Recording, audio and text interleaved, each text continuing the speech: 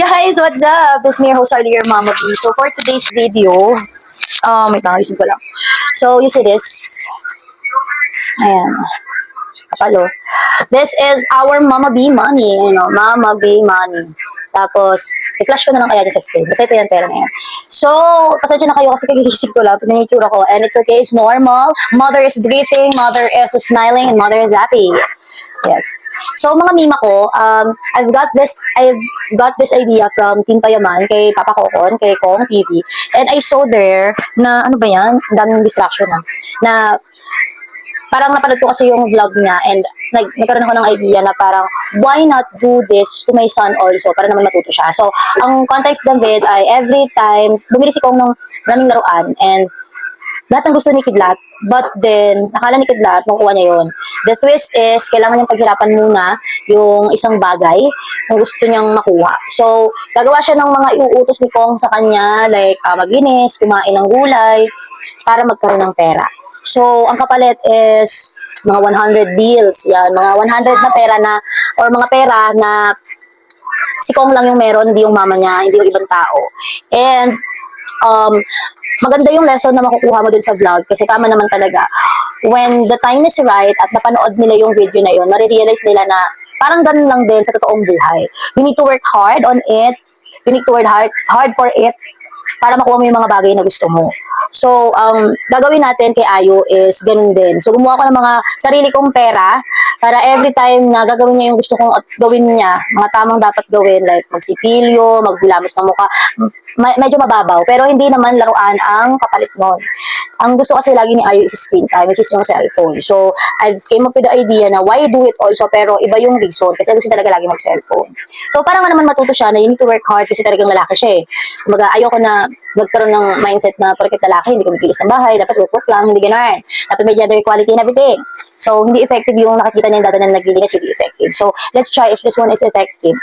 Kasi, nakita ko na dun sa vlog ko, is effective naman. And gusto kong ma-feel niya yung pakiramdam na you work hard for something and you get what you want. So, let's try this one, mga mima ko.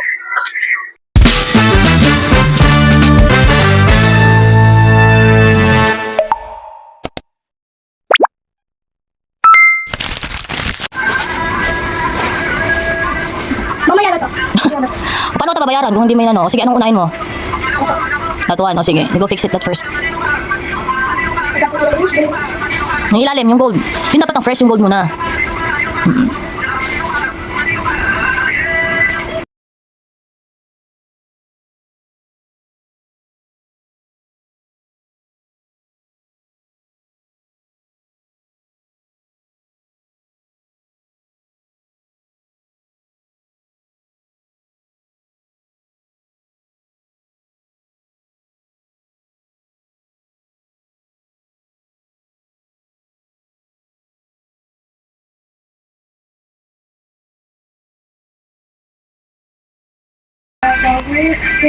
Tapos ka na?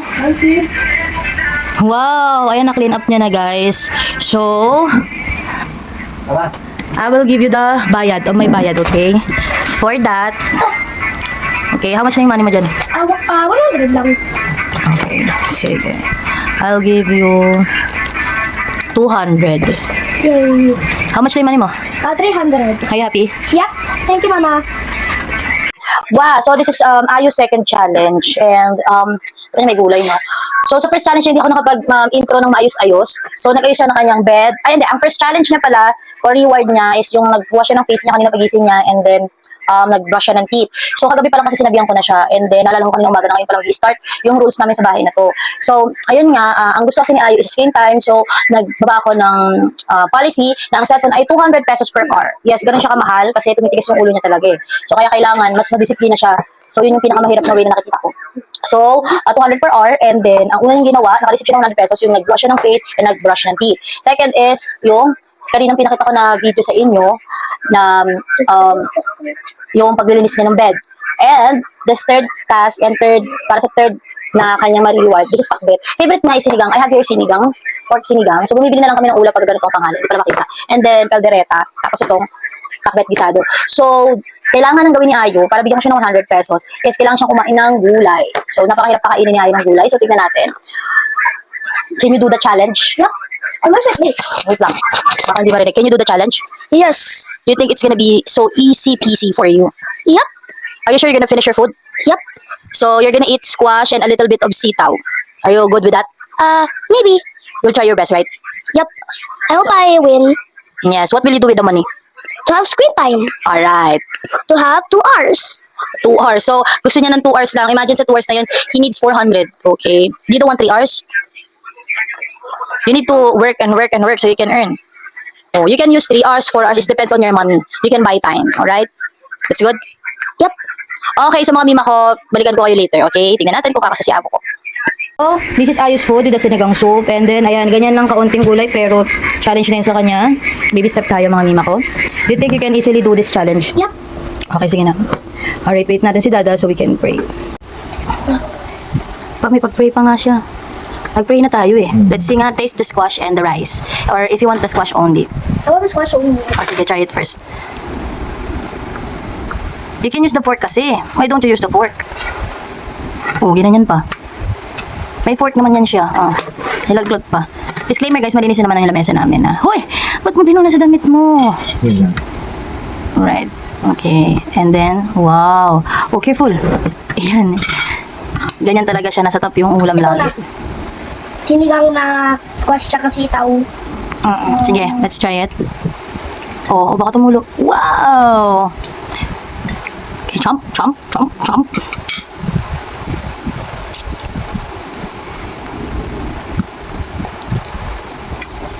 Good? Taste good? Are you sure? Oh, sige, finish mo ngayon nasa mouth mo muna. So you can talk.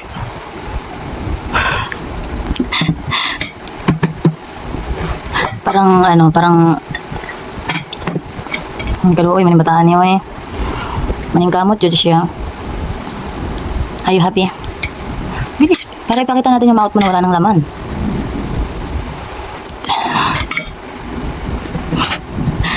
Mahihirapan ako. Oh, slow down na, syempre. You want water?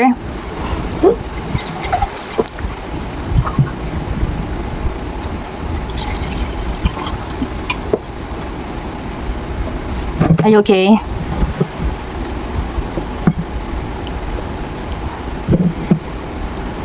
Are you okay? Bilis na yung mouth, patayin nga ng mouth.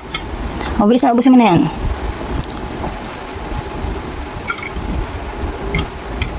Good. Masarap. Patingin niya, wala na laman ng big. Wow! That's the first big bite! Kaya pa? Hindi.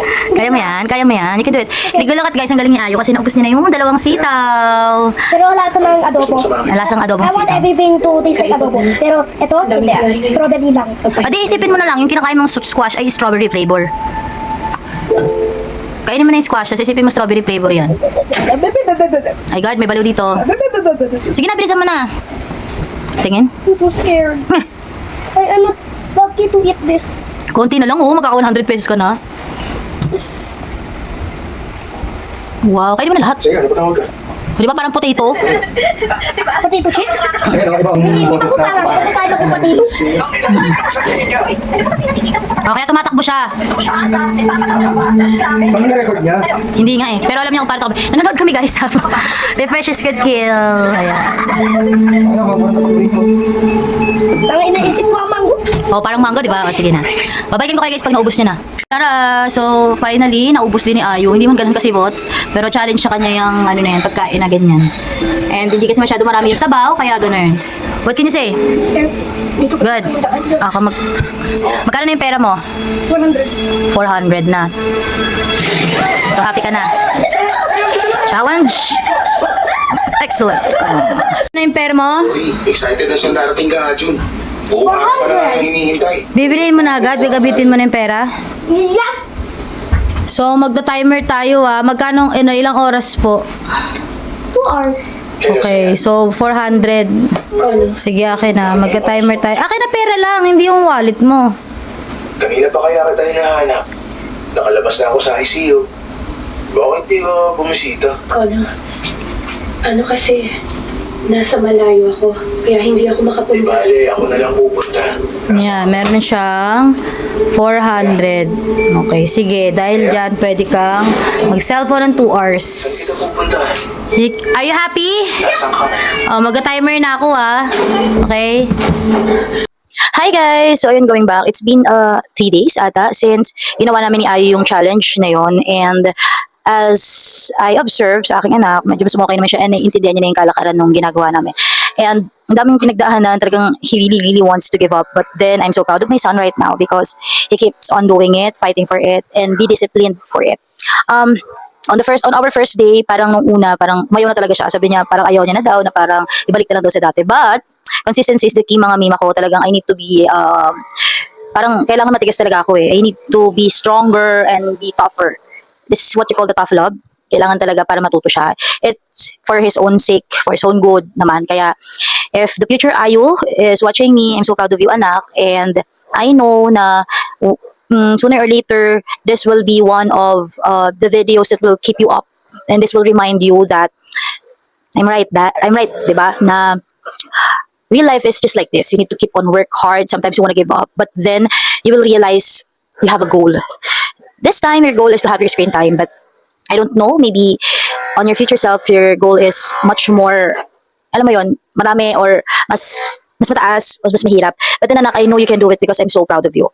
And maybe when you're watching this, maybe mama is working, or mama is busy, maybe mama is sleeping, or basta I want you to know that I'm always right here and I want to listen to all your problems. But if you're watching this alone, maybe baka nagtapo kay mama, or maybe ayaw magsabi kay mama, but sana hindi ka lumaking ganon. I want you to grow up like I'm your best friend, right?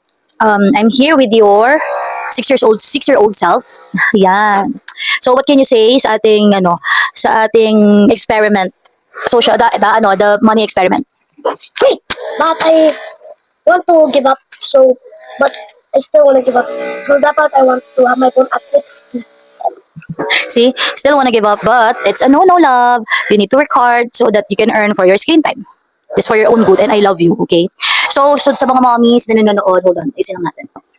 If you're watching this and you want to teach your son or daughter, your baby's a lesson in life, and you want to limit their screen time or something na hindi nyo maalis sa kanila, toys, gadgets, new toys, something like that, gawin nyo rin to kasi it's so effective and they're learning and they're growing up, as in, natututo sila ng mga technique nila sa buhay, and I'm hoping na matutunan pa ni Ayu yung mga bagay na gusto ko pang matutunan niya. So, kung nakabot dito sa vlog na to, thank you so much for watching my vlog. And this is my diary episode. I don't know, ang dami ko ng video, pero this is one of the best.